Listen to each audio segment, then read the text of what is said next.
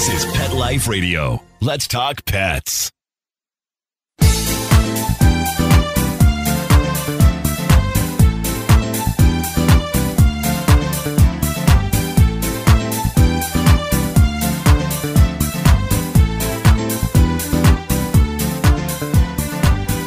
Hey everybody, I'm so excited. This is your co-host of 19 Cats and Counting, Linda Hall. I am so excited for you to meet Liz Miele. She is the daughter of 2 veterinarians and a stand-up comedian who has gone viral. And she has written a book called Why Cats Are A-Holes. And this is something Rita and I often discuss behind the scenes, why our cats are a-holes. And is my mother watching? She'll wash my mouth out with soap. And so we're going to get into this with Liz right after this break from our sponsor. Pets are part of the family. Make sure you can always afford the quality health care they need with Easy Pet Check, a nationwide pet insurance alternative. With Easy Pet Check, you'll save up to 75% on all your pet's health care at any licensed veterinarian in the U.S. Easy Pet Check accepts all dogs and cats regardless of pre-existing conditions. Visit EasyPetCheck.com. That's the letters EasyPetCheck.com. Taking care of your pet can be easy with Easy Pet Check. Let's Talk Pets on PetLifeRadio.com.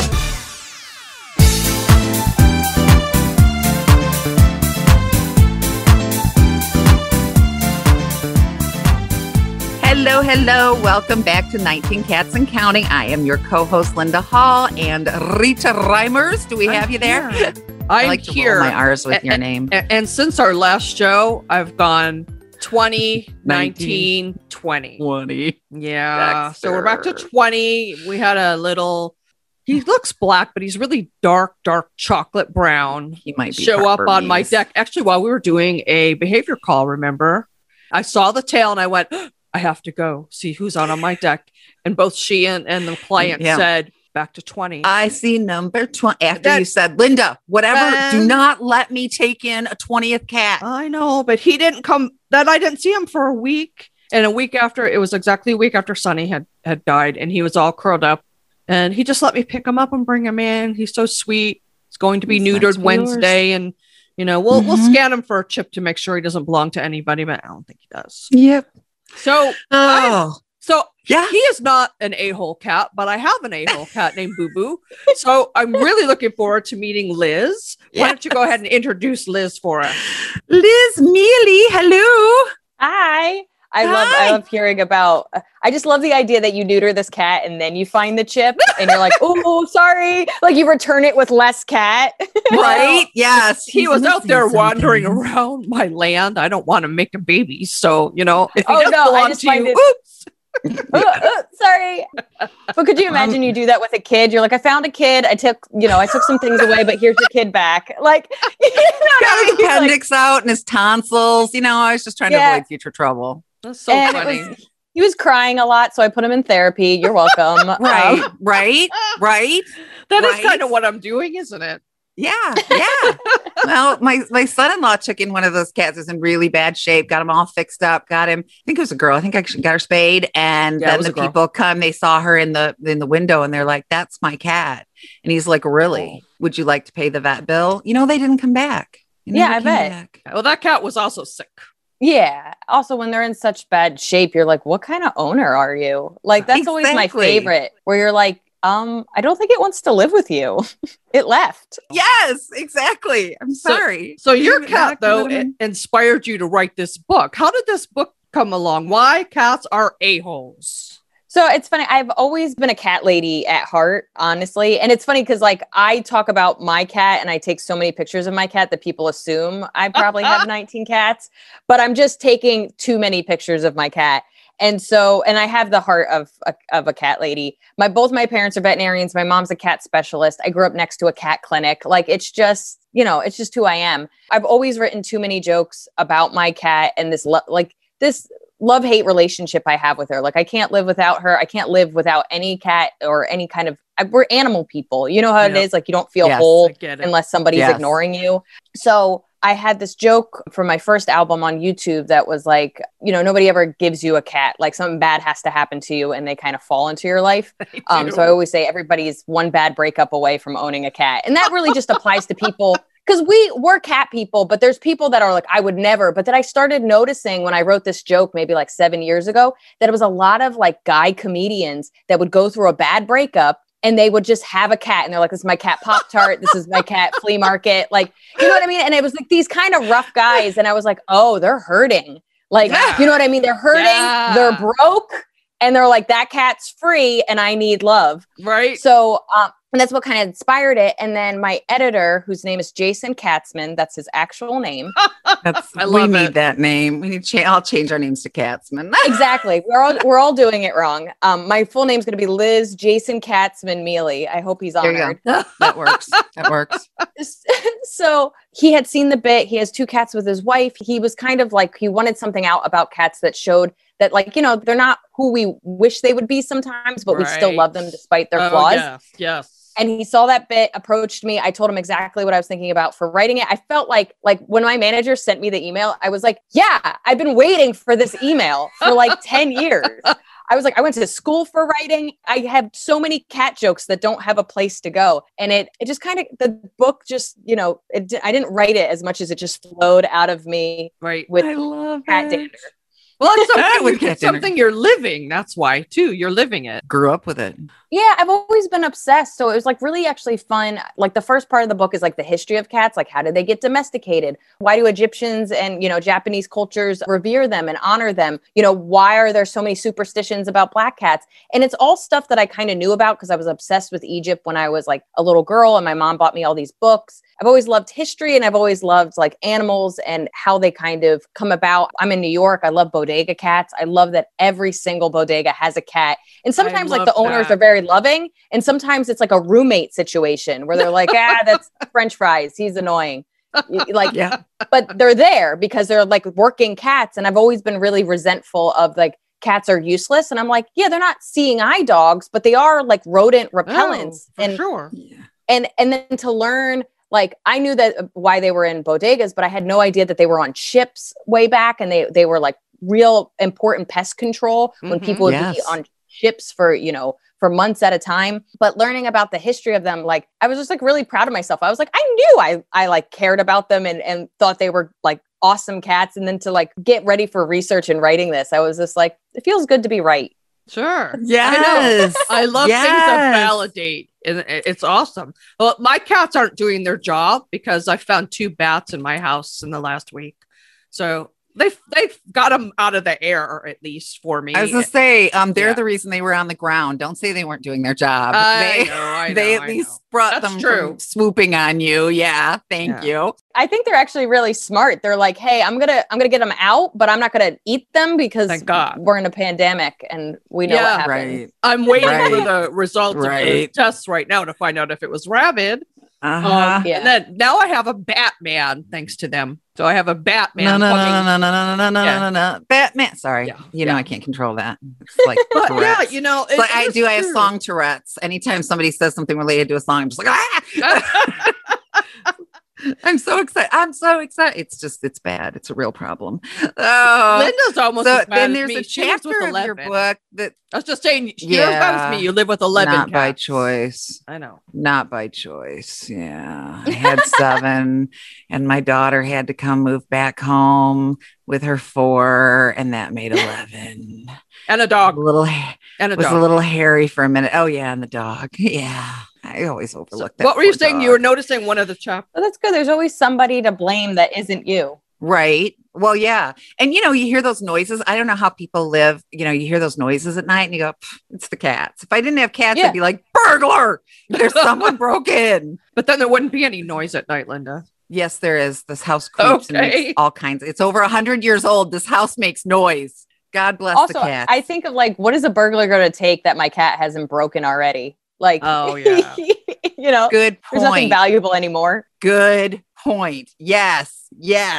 So there was a chapter, something about cat ladies. What is it? Cat ladies are real or crazy cat ladies are real. Yeah.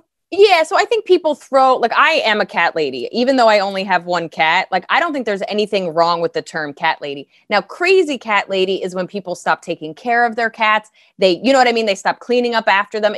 I mean, if we're being honest, it's a form of mental illness. It's true. It truly is. Hoarding. It's a form of hoarding. My mom has seen so many sad cases. They're not actually taking care of the cats, letting them reproduce. Yeah. Yeah. And it becomes this actually really sad state. And so it's funny how, as a female comic, you get a lot of people say horrible things about you on YouTube and stuff. It doesn't bother me. I can imagine. Because I have so many cat jokes, because I talk about being single at different parts of my life, they kind of try to use it as a way of dismissing me. And I'm like, how are you dismissing me because I like cats and I take care of them? I know. Crazy cat lady is somebody that is not taking care of their animals, but I'm a sane person with a career and a healthy cat. Like, it's just so funny how things get through society misrepresented, and then they try to use it as a way of hurting you.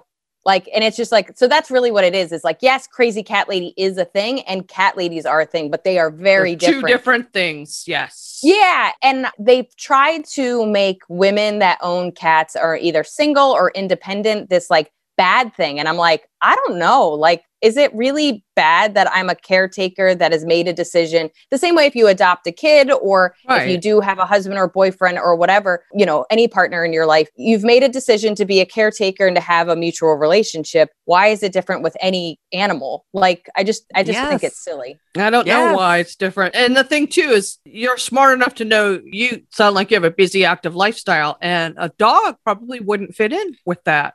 Whereas a cat, they're not like aloof and totally independent like people think, but they can, they can hang on their own and use their litter box and all of that and do all that if you have to work long hours or if you're away. Where a dog, you'd have a mess on your floor and everything would be chewed up. And yeah. And that's the thing. I'm an animal person. I love dogs. Oh, Yeah. And I always find that so funny that people try to be like, what's wrong with dogs?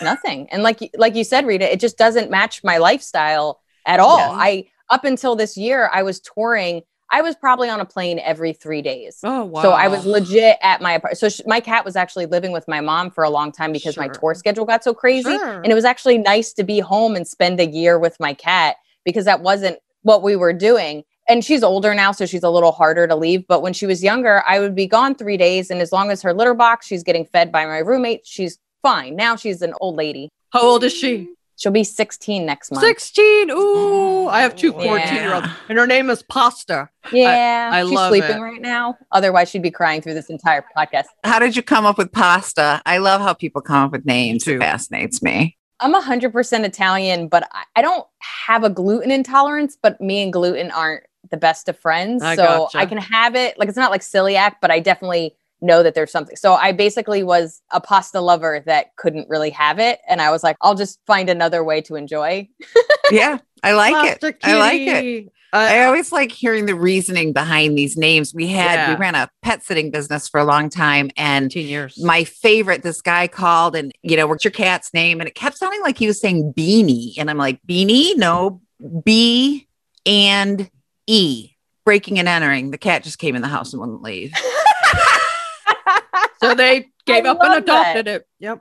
I was just like, yes, I love you, dude.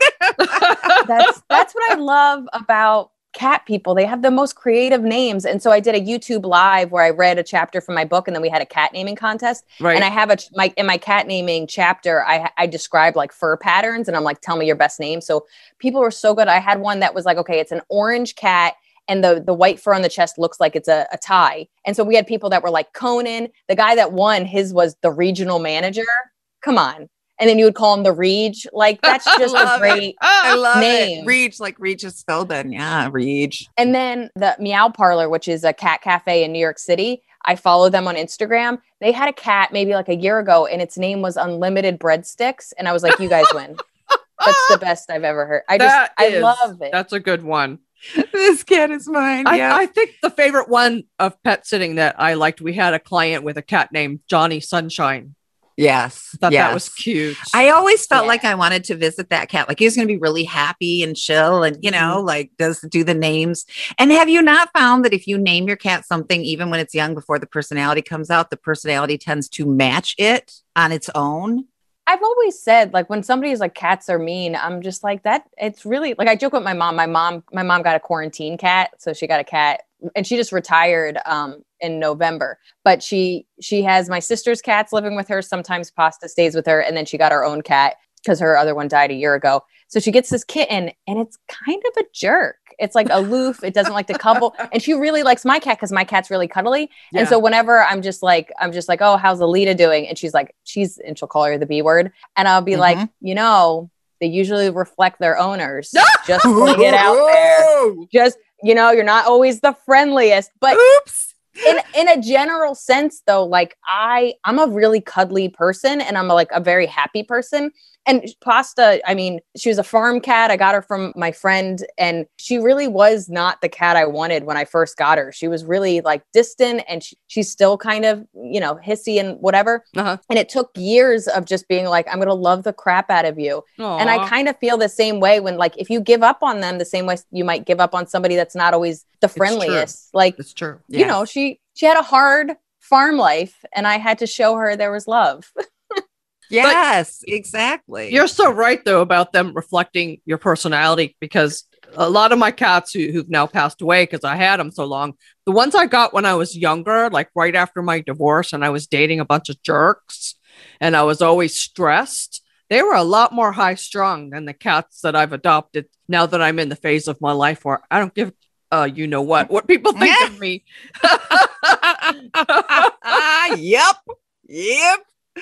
And some just are, and I love that your book, because Rita and I are behaviorists. And so, we're always trying to get through to people, and you're doing that with comedy in a way that's going to make people laugh and it's going to be enjoyable. It's not a handbook or a textbook or, something that's going to make you snooze. It's funny. And I don't know how many times Rita and I will complain to each other about something a cat has done and been like, let's make a podcast now. Let's tell him the truth. This cat's a jerk, Yeah.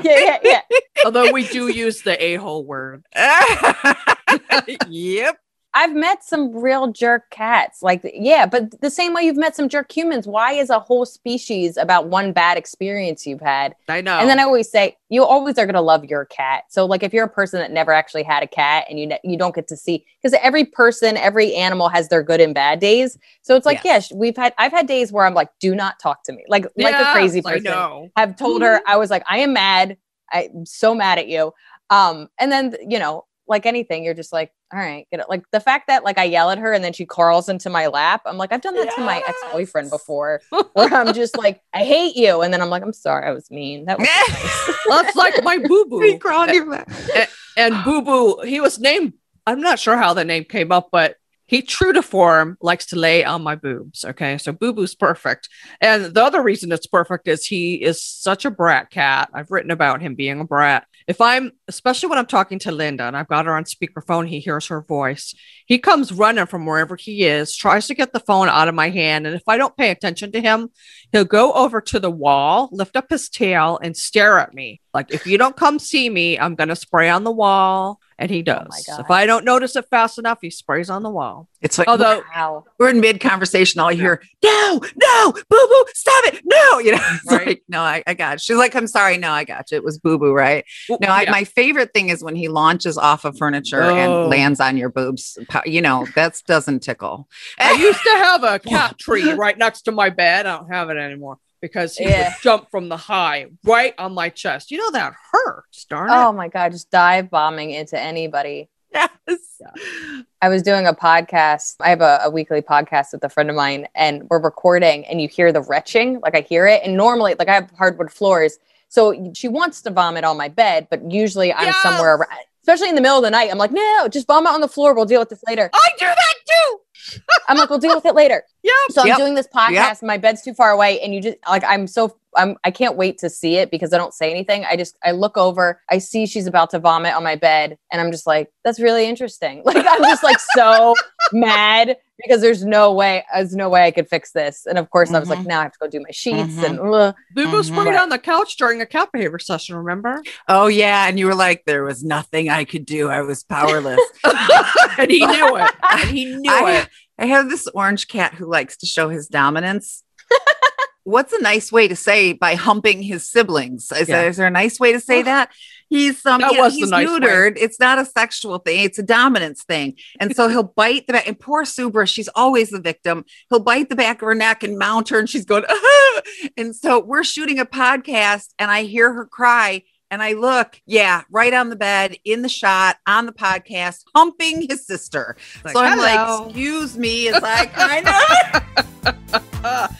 tried to nonchalantly. We have to take a break right here, and we'll be back in just a few minutes. Molly, here's your dinner. Zeus, that's not your food. Don't let that happen to your precious cat. Elevate your cat's eating experience with the Cat Tree Tray. The Cat Tree Tray keeps your cat's food off the floor and conveniently located on the cat tree. It's the perfect way to eat. It's a beautiful wrought iron tray that easily attaches to your cat tree and keeps dogs and other critters out of your cat's dish. A must for multi-pet households. There's a 6-inch tray for large bowls and a 4-inch tray for smaller bowls. Purchase your Cat Tree Tray today. Go right now to cattreetray.com. That's cattreetray.com. CATTREETRAY.com.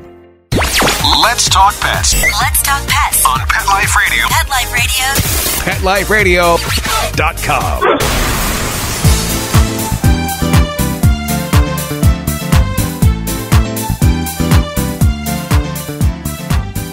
And we're back on 19 Cats and Counting with this awesome comedian, Liz, telling us all about why cats are a-holes, about her awesome cat pasta. And one of the chapters I'm really interested in is the bucket list. Tell me about the bucket list for cat lovers. So I've toured all over the world for comedy, and I started posting, like, first of all, I used to be like my Instagram, like the only thing to be jealous of in my life is my Instagram account, because I was traveling all over the world by myself. And like, I would often be in these places for like a day or two, and I would just roam, and I wouldn't really be able to do a lot of touristy things because they were too far from my gigs. Sure. And I would just kind of roam around and take pictures. And I love stray cats. So like I was doing this military tour where I was in Egypt and Turkey and Jordan. And then I was in Italy, and like I went to Cuba. And so anywhere that there was stray cats, and I'm like a National Geographic photographer when I see a cat. I get on the ground. I'm low. I'm looking for angles. I'm like chewing them, like, you know, I'm really into it. So I started posting these pictures every Saturday for Catterday, and it would be a cat from Italy and a cat from Turkey. And I would just get really into it. And I continue to do it now because I haven't gone anywhere. It's just like bodega cats and neighborhood cats. Right. But I really just started to realize, because like I was in Japan, there's cats. First of all, there's cat paraphernalia everywhere. Everything's advertised with cats. It just made me feel like the whole country was a cat cafe. But I was there with my boyfriend at the time and his family, and I was kind of invited, and it wasn't really my vacation, so I couldn't have been like, we should go here. But after I left, I was like, there's like cat islands, and there's like certain sections of Japan that might not be like the regular typical like Kyoto or, you know, Tokyo, but like off the beaten path places that are just literally catered to like cat ladies. And then I started to notice there's other places. And of course, I've been to almost every single cat cafe you can think of. Like when I did a festival in Edinburgh for a month, and within 2 days I was inside their cat cafe. I was exhausted already doing my show. So I've been to a bunch of cat cafes, but what I really love is just, like I said, I would be in Thailand and I would stop in my tracks and start taking picture of a cat picture. And then I'd talk to a vendor, and it was just a very authentic way to kind of get to know where I am and also the people around me. And I don't know, even when there's a language barrier, I was in Thailand. I had a couple of hours until my flight, and somebody said there was this like really pretty park. So I walked to it. It was like a 30-minute walk, and I turn around and there's 16 cats like just out there. And the way it was, like this woman's window was really low. And it wasn't until I was like in the grass taking these pictures that I realized I'm like kind of in someone's backyard. And the woman looks up and she's like, oh yeah. And then you see there's like 16 bowls. And she shakes the bowls and they all scurry in and she feeds them. And like, again, language barrier. But I was like in love with this woman. I was like, can I take pictures? She's like, absolutely. I was like just on cloud 9. I love it. The bucket list was me researching all these places that when things do open up again, I want to make a point that like, okay, if I'm going to go to Japan again, I would have some extra days to do some like Liz cat tourism, some stuff that like might not be what, you know, a typical person might go to, but like people like us, like that would just be like a fun day. So it's a very specific bucket list, I think, to like people that I think it's great are kind of like cat ladies like us. Like I went to Maui way back, it's 2006, and I discovered there was this area where there was like you said, lots of feral cats, and people were just coming and feeding them. You know, it was like a tourist attraction. I didn't even know it was there. So writing things like this so that other people who love cats know that they exist. That's awesome. Yeah. And it's, to me, it's like a fun layer to a lot of places that I've gone to. So like I was in the Philippines and the booker was kind of taking me around. He took me out to lunch. He was showing me stuff. I really like street art. So he was showing me some places that had street art. And then he saw me again, get down. Like this is a man that I've only emailed. And now I'm just like this tourist girl. And so I'm taking these pictures. He's like, come with me. And we walk like 10 minutes and there's cats everywhere. And he goes, every single day at noon and 6 p.m., the cats are here because they get fed by this charity organization. So I'm like having a great time. He's taking pictures of me. I look like ridiculous as this like white girl's on the ground, just like taking pictures. But it made me realize like I've been accidentally taking in knowledge. And like when I posted the pictures, that charity organization was like, thank you so much for posting about this. And then where was I? When I was in Turkey, I found out like really all the cats are kind of like clipped on the ear. All the dogs, it was crazy. There was this really long park in Izmir, Turkey. And it looked like all these people brought their dog on a picnic. But then you'd see people get up and leave. And I'm like, you forgot your dog. And then you realize all these animals are stray, but they take really good care of them. They have all these like kind of, like these weird vending machines. So you could feed the cats and dogs if you wanted to. Cats love to sleep on the tires there. So everybody makes sure they check their tires. It was just like, I was like, okay, like I get that some societies might not like having stray cats everywhere, but I feel like Turkey did a really good job of like, clearly they bring them in, they neuter, they spay them, they let them be. And like the society as a whole has made a way for them to be taken care of and fed and supported. And it's also, it makes me love being there, is like I get to meet all these like cats and dogs. I know. I never wanted to go to Turkey until I heard how they take care of their ferals. I'm like, now I want to go there. I wish the United States could take a lesson from that. You know, there's a lot of people that do TNR, but there's too many people that let their cats just needs to be more organized and don't get them spayed and neutered. And I think that's what it is. I think certain countries get on the same page. And so it's like the opposite to that. And I kind of talk about it a little bit in the book, is Australia is actually like killing cats. Like they basically they're killing too many birds. So we're just going to, and you're just like, there's got to be a better way of handling them. Also, can't we learn from history? You get rid of the cats, then the rodents take over, you know, like it's all cyclical. So don't just start. It was like New Zealand and Australia that was their solution. I was like, that's not the solution. I was telling you about that a couple weeks ago, Linda. We were just talking about that. And Egypt is on my bucket list. I crave Egypt. Like, oh, you have a friend from Egypt. Well, yes, I have a very good friend that she grew up in Alexandria, and her husband, who's now deceased, rest in peace, Mo. He was lived in Cairo. Cairo, yes, that's how you pronounce it. I always Cairo, yeah. Cairo, and and I learned a little Egyptian Arabic. Like I can say, excuse me and thank you. And I'm here. And, you know, I got a few things. Can you say cat? Can you say cat? I can't. Oh my gosh. I got to call Maha. I got to go, guys. I got to call Maha. I know how to say cat. There's so much research to do. I know, right? Sorry. Got to go. Well, it's slipping because of COVID. I haven't gotten to converse with her like I used to. Yeah. I got so dorky when I was there because this was about 5 years ago, but my best friend's Egyptian. That's who I do the podcast with. So she was kind of telling me, and her family grew up in Cairo, and she was telling me, she's like, oh, the cats are a little bigger there and they roam around. And then of course I read all these books when I was a kid. And so we were out to dinner outside and I look and there's a stray cat and I was like, Egyptian cat. They're like, yeah, they're all Egyptian. I was like, no, but it's an Egyptian. Like I got like so dorky to the point where like, and it was on a military base. So everybody's like, this lady's crazy. But it was, to me, I was like, they're like the first domesticated cat, guys. Yes. And they're like, yeah, okay. And they're a little bigger. And yeah, we're in Egypt where this all, that's huge. oh, I loved it. Oh, it's the historical tour for cat So people. your podcast you just mentioned, what's the name of your podcast? And tell us a little bit about that. It's called Two Non-Doctors. So it's with my friend Maria Shahada, who is a comedian. She's actually American, but she's based in London. And she's 100% Egyptian. I'm 100% Italian. And for some reason, we're know-it-alls.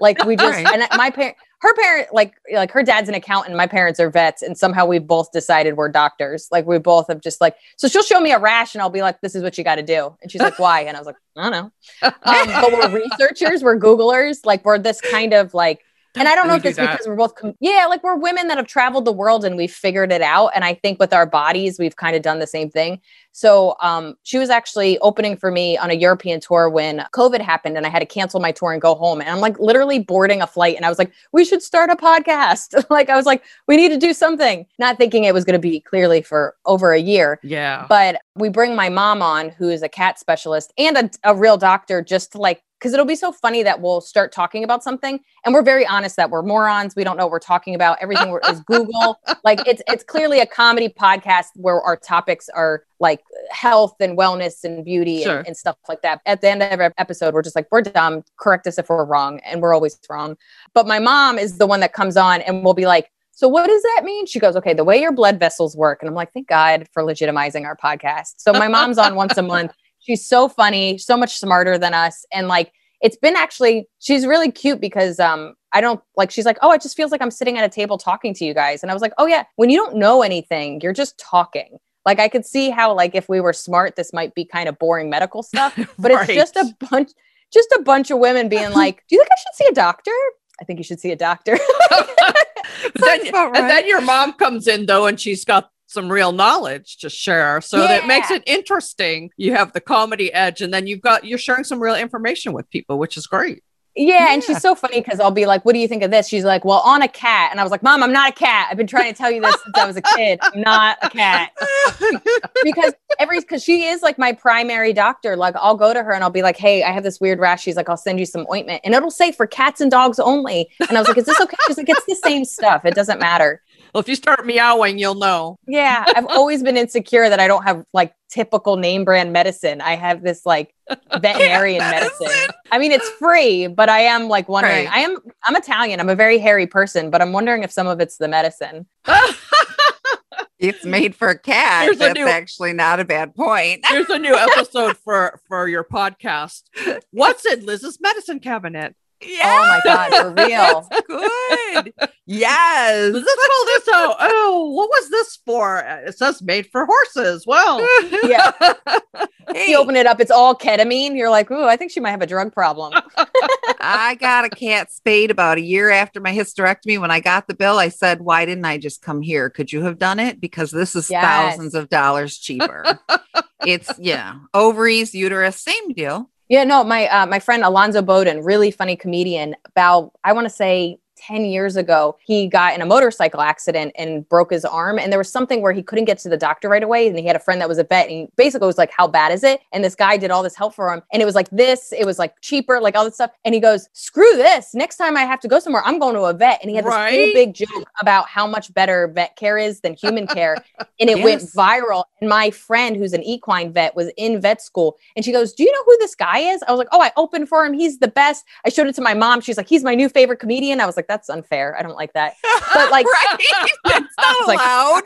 Mom. Hello, daughter. Hello. Yeah. I was like, I'm always your favorite, but it was such a good, valid point. And I think people feel that often, that like, you can get an appointment the day of. Nobody's turning you away. They actually make a point. Like, it's not just because they can't ask, what hurts or what's wrong. They have to actually really pay attention to you and how your body functions. Yeah. I think people feel very rushed in and out of a doctor's appointment in general, feel they're not getting real care. And I think intuitively, besides like loving animals, but I think to actually get to know something, you really have to pay attention and assess the situation in a way that, because we can talk, I don't think doctors are really doing that. I think that's true. I have a wonderful veterinarian, Dr. Glenn, here in Lancaster, South Carolina. I'm just south of Charlotte. And he just, he has the compassion. He never makes you feel like you're rushed, and like you said, he's really got to pay attention to the cat or dog and really investigate what's going on. So I think they take more time. Even if they're busy, he never makes me feel like he's too busy. In fact, my cat bit me while I was there. I still got that. Yeah. Well,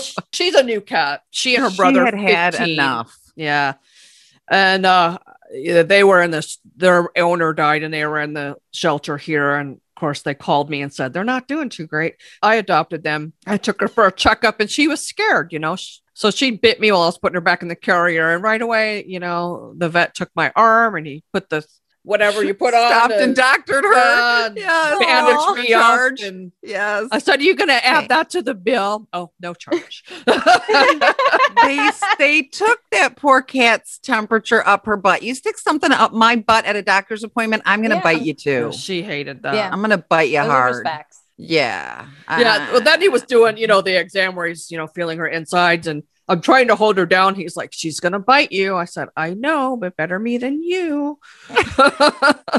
Oh my God. My mom's hands are so scary. Yeah. I'm sure your mother's gotten bit 8,000 times, right? But she really does have scary hands. I To the bet. point where like, if they didn't know she was a vet, they'd be like, what happened to you? And is she's cats only or she just prefers to work on cats? So cats only. Yeah. She had Cats an all only. cat clinic from, I want to say like 91 until November. Wow. And then, but clearly dog, like she actually, a lot of my friends would ask for vet care. And if it was a dog or a cat, my mom would always take time to look at them. And she would get excited. So like, she's like, I've always loved cats, but like, I forgot how much I like dogs. So then she would see like a comedian friend's dog and she'd be like, oh yeah, I remember I liked these. Dogs. Yeah. And then my dad did all small animals, but my dad is allergic to rabbits and guinea pigs. And so he'd always have another vet do those. But if they were like sick or they weren't, like he would literally be like, let them know I'm not going to be friendly. And he would just like rush in, go handle it. And then he would just kind of be go wash his hands. And my parents have 6 dogs. My mom runs the Humane Society here in Lancaster. So they ended up like me in rescue. I end up with the unadoptables. They did too. So I get my dog fix when I go to their house. I grew up with a dog too, but I've always just had this tendency to gravitate towards cats. And I just have this natural understanding I can only thank God for, because like I'm taking the courses and certification and I'm like, yeah, I knew that already. Yeah, I knew that. Mm-hmm. Or I'll say something that I think everyone knows and Linda will go, not everybody knows that. I'm like, they don't? Okay. Well, especially in living in such a large cat household, because, you got one cat, it's a jerk or it's nice or it is what it is. You got 11 or 20 cats hanging out. 11 or 20. All the personalities. The personalities. Yeah. Linda's not single with her multi-cats. I am. I at that's least just have a little help. Coincidence. Yeah. You have a teenage son and now your adult daughter's there and your husband. Yeah. I don't think your husband signed on for 11 cats. Poor that man. So initially it's, I hate cats. You know that guy. Yeah. I hate cats. So my daughter Cassie really wanted to volunteer at a rescue and get her cat fixed. And she was under 16 at the time. So I went with her. She's like 24 now. This was a while ago. And we come home, we're talking about this cat, Subra. And finally he goes, one cat. You can get one cat. And we looked around for flying pigs and, the end of the world and Armageddon and stuff. And it didn't happen. So we went and got the one cat. But then Jackie at the shelter said, well, they do better in pairs. So I came home and like, Jackie says, 2 cats, just 2 cats, 11 cats. 11 cats later. I mean, that's how it's going to happen. I feel somewhat fortunate because I live in New York. I have 2 roommates. I travel. Like, I know that my cap is my career and my space. I mean, this isn't humane for a human, how big my space is, let alone for a cat. So that kind of, because I can't tell you how many people are like, look at this cute kitten that needs a home. And I'm like, stop it. You stop it. That's, I can't do, I want that. My mom knows I love injured cats. Like my sister has a 3-legged cat that she actually, I have one. I just feel like they're the cuddliest. I don't know if that's wrong, because we grew up, we had a cat that was blind that had one eye. We had cats that were like missing. So there was a cat missing an eye. First of all, she said, she's like, there's something wrong with the eye. I think I might have to remove it. Do you want this cat? And I was like, Mom, I want this cat, but I can't have this cat. And then 3 days later, she's like, I fixed the eye. It has 2 eyes. I was like, of course I don't want it now. Like, you know that. Right? You ruined it.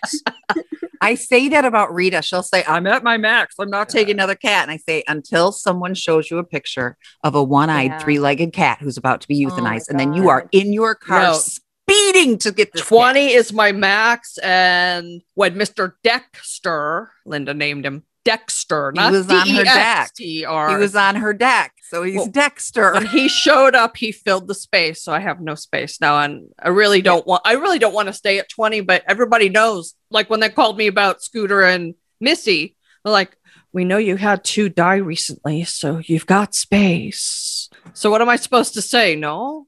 You need to make a sign for your door and a voice message for your phone that says no vacancy. Yes. No vacancy. Agreed. Well, and the next cat that passes, do not post that on Facebook, honey. That's your mistake, because then all the rescues like call each other. Like they have this inner messaging system. And Rita's down one. Who's going to get her the next cat? Quick. What have you got? Right. Oh my gosh. So where can people find you, Liz? I mean, are you back traveling, doing stand-up, or are you doing things online besides your podcast? So both. So I have like a virtual monthly show. I do like a new material show called Zoom Diner. So I have that coming up on April 11th. And then I'm slowly doing like quarter to half capacity, socially distanced kind of shows. I have an outdoor show in Portland this weekend. It's going to be the first time I've headlined in a very long time. I'm very scared. And that's like limited capacity, socially distanced and outside. Sure. And then I'll be in Philly and Minneapolis at the end of April. Again, I think Philly's half capacity. Minneapolis is like 36% capacity. Brooklyn, I'll do, that's like 33%. It's like these limited capacities, which I'm at this point, like I got the first vaccine. My parents are getting the vaccine. I got mine today. Yeah, congrats. I just I don't want to kill anybody's family. I don't want to hurt anybody. I'm like, it's this weird thing where like, I'm non-essential, and we're in dark, gross basements. Like I've spent my entire life in probably where COVID breeds the most. Like it's so weird to be like, our spaces and what I do is just not conducive to this kind of lifestyle. So I think all the clubs are doing their best to make it healthy and safe. Well, I know we appreciate that. Linda lost her son-in-law, who was an employee of mine too, to COVID-19 last July. That's why my daughter moved back home with her 4 cats. Yeah. He was 38. He died 3 days after his 38th birthday on his wife's 32nd birthday. Oh my you can't make this stuff up. So we really appreciate the social distancing and people who really take it seriously. Because it's important. It's very important. But much as we want to see your comedy, we want to make sure we do it in a safe way. And if you ever come down to the Charlotte area, there is a cat cafe in Charlotte. Ooh, just saying. I haven't been. We have to run. We'll just take it. Rita's place is a cat cafe. I was about to say. I was like, it's called Rita's place. No, right? True story. True story. She has this lovely guest bedroom upstairs because she's single. She doesn't have kids. It's for guests. Lovely, brand new bed, mattress, bought little cat lamps, decorated it. I won't sleep there. I come and visit her. I probably stayed in your house 4 or 5 times now. I sleep on the couch with cats. I don't want to be in that bedroom. I mean, it's lovely. I appreciate. They'd come not up as much, not as much. Being on that couch, I'm covered. Aww. It's like sleeping in a cat cafe. It's heaven. Yes, I know. I'm like, really where's my sweetie pie? Oh, she's with Linda. Yeah, she kind of divorced me for a minute there when I was getting some attention from her sweetie pie because that's her baby, and her baby was cheating on her with me, and it didn't go very well. But But I know Liz has a lot of videos on YouTube. Go on YouTube and search Liz. Her last name is Miele. Miele. And your website is names. lizmiele.com, correct? Yeah. So people can go to your website too. And do you have your schedule up there of where you're going to be and when you're going to be? You can see all my tour dates. I'm adding stuff every day. I have two out of 3 hours on my YouTube for free. You know, the book is out. You can go read. Okay, that was my next question. Yes. It's out. Okay. Yeah, it's out today. Okay. Okay, yay! I am going to order it as soon as we're done here because it sounds like it's right up my alley. And we will make sure we include links when this podcast posts to your website and also to the book on Amazon. And I can't wait to read it. We'll have to write a little review about it, how we can relate to this, because I know we can. I would love that. I would be honored. I'm going to have people, I think next week, write reviews from their cat. Like I want cat perspective reviews. I didn't agree with this. It hurt my feelings, but I think she did a great job. That's awesome. Yes. I think we talk might to my cats all the time. I read to my cats, and I think we might have 31 cats that are willing to review your book. that are willing to review your book. Yes. How many pages of reviews would you like, sweetheart? Yeah, exactly. And I have a confused Chihuahua that probably thinks she's a cat. At least that's our assumption. So, she can throw that in there too. Or she might just be really thrilled that someone is acknowledging that cats are a-holes because she doesn't always appreciate them in her life. For years. How many times have you called me and started the sentence with "my cat is a," and she'd really say the word a-hole. My cat's an a-hole, because they can be, but we love them. And we love that you've brought this to the forefront so we can talk about that and the difference between cat ladies and crazy cat ladies. We are all awesome cat ladies. I had the privilege of being called a rad cat lady by Miele. That thrilled me to no end. Yes. So I know we have to wrap this up, but we would love to have you back. And seriously, if you're ever in the Charlotte area, or Linda, she's close to Toledo, will want to come and see your stand-up routine. We will post your website, Liz, Lizmiele, Liz Miele. Did I say that right? .com. And the book, Why Cats Are A-Holes. Thank you so much for coming to the show. And Linda, as always, my awesome co-host who adds a lot of humor to the show. And she does. Mark Winter for giving us the spot on Pet Life Radio and editing and producing our shows. I can't thank you enough. So what do we always say at the end of our shows, Linda? Every day is Catterday. Bye, everyone. Let's Talk Pets, every week on demand, only on PetLifeRadio.com.